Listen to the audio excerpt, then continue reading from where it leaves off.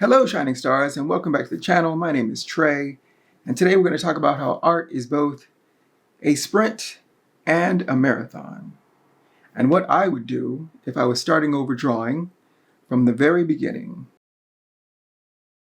I would start with the here and now, where I am now, but think about far, far, far into the future. Where do I want to go? What do I want my art to be? Do you want to be a character artist? Do you want to be a fine artist?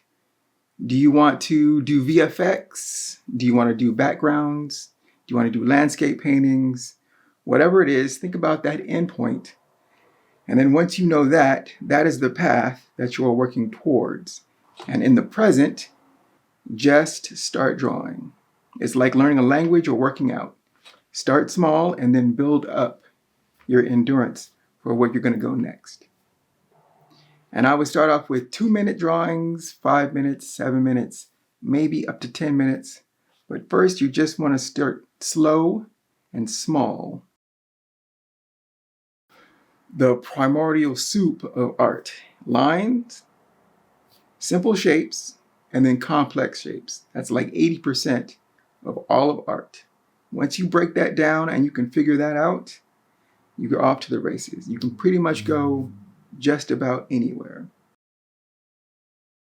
Last thing I want to talk about is copying. Copy. Any artist you like, any genre, style, copy it. A lot of stuff you can learn from copying. You'll figure out what you love, what you don't like, and how you are then a filter. You'll look at all the stuff in the world and go, ooh, I like that and this. And then you are the filter for all of that. And you'll form, eventually, your own style. But you are the prism, you are the filter. And so if you want to draw animation, draw animation. Draw manga, draw manga. If you want to draw comic books, comic books. If you want to do fine art or landscape painting, whatever it is, there is somebody who has influenced you or you have liked and been affected by. And you want to look at that and try to figure out, why do you like it? What speaks to you? And then how, as you as the filter, how it can go through you, and then you draw it and you'll start to parcel out what you like. And so you need to find where you are artistically. And I think you can find that out rather quickly, the things that you're looking at and the things that you want to copy. But copying and taking inspiration from other artists can take many forms. Like my love of animation caused me to make this image of Peter Pan, because that was my favorite movie at the time. But I didn't just want to make a one-to-one recreation of Peter Pan. I wanted to remix it with a watercolor background with the characters looking fairly graphic style. And I thought that was an interesting mix. Another example is from One Piece by Eiichiro Oda. I love his whimsical style and just the broad adventure of this story. And it inspired me to make my own art, or fan art, of his characters. So first I had to break down the characters, and I did that in pen. And my two favorite characters being Roronoa and Luffy, because they are well, Sanji's pretty good too. But anyways, I broke them down, and then I drew the characters in pencil to develop them. And then after that, I did the finals in watercolor. And this was just a preview to try to get the final form for an illustration. And so I worked up the illustration in drawing as a quicker sketch. Then I developed that sketch forward to work on their characters. I wanted each to be different and within the character of the world. And then after that, I did the painting of that. But it was all an excuse for me to try to figure out how to draw the characters in character in a style that more suited myself, but using Oda's work as an inspiration. And of course, it should be said that we are going into this with the intention of learning, not to steal. We are trying to get better and using others' works as a model for our own development.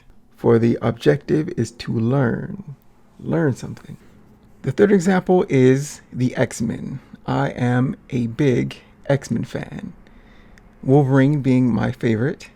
I have drawn a lot of Wolverines over the years. But I got into comics by walking through a B. Dalton when I was fairly young, and I saw the one on the left on this book stand, and I could not get that image out of my mind. And then I went back and bought the one I am flipping right now. And comics were big in the 90s when I started, and Jim Lee, the artist on this X-Men, became one of my favorite for his depiction of some of the ladies of the X-Men, and of course Wolverine. And this comic being my first one, I poured over this over and over and over again. I think I've drawn this cover so many times. The anatomy, the structure, the style of the 90s, all of it, I just thoroughly enjoyed. And so from this was my jumping off point for drawing many, many, many Wolverines. I don't have a lot of them currently, but I would always go back to draw Wolverine, whether as himself or in Japan as a samurai or with a sword and all of that. And eventually, after copying the masters over and over and over again, you'll want to sing your own songs. You'll want to make your own art, work with your own characters and own ideas and thoughts. And I thoroughly encourage that. But it's still fun to make fan art sometimes. So given all of this, this is why I believe that drawing fan art, copying the works that you love, can also aid you in becoming a much better artist. And that reminds me, since there's going to be a Wolverine game, I should probably make some fan art for that. But anyways. So that's what I would do if I was starting over with art all the way from the beginning. And next week, we're going to start with a artist boot camp. It's how I would progress from learning the lines, simple shapes, complex shapes, to other things like drawing the head, drawing simple muscles, drawing sculpture, and then I can take that into the future. But that is what I'll be doing next week, and probably for the month of February. So I have been Trey Hodges. You can find my work at treyhodges.com. Power to all the creators.